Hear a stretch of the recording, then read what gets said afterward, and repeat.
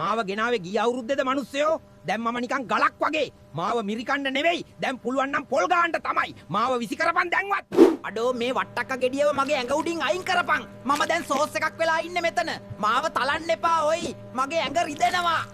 අම්මෝ සීතල. මාව මේ ප්ලාස්ටික් හිරගෙදර දාලා තමුසේ සැපට ඉන්නව නේද? දැන්වත් මාව මයික්‍රෝවේව් එකට දාලා රත් කරපන්. මගේ ඇඟ ගැහෙනවා ඔයි. බලපන් මම දැන් හැමතැනම ගෑවිලා. මාව හරියට ගැට ගහන්න දන්නේ නැද්ද?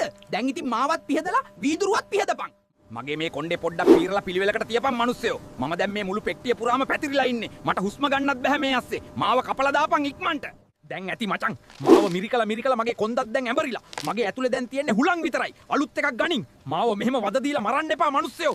බලපන් දැන් මගේ හැටි. මම දැන් කැරට් තලයක් නෙවෙයි රබර් පටියක් වගේ. තමුසෙලා මාව ගෙනාවේ සෝබනේටද? දැන්වත් මාව උයපන් නැත්තම් විසි කරපන් මිනිස්සයෝ. දැන් මේ පිස්සුව බල ඉන්නේ නැතුව මේ වීඩියෝ එකට ලයික් එකක් දාලා පේජ් එක ෆලෝ කරපන්. නැත්තම් හෙට උදේට අපි ඔක්කොම එකතු වෙලා උඹේ වැඩ ටික අවුල් කරනවා.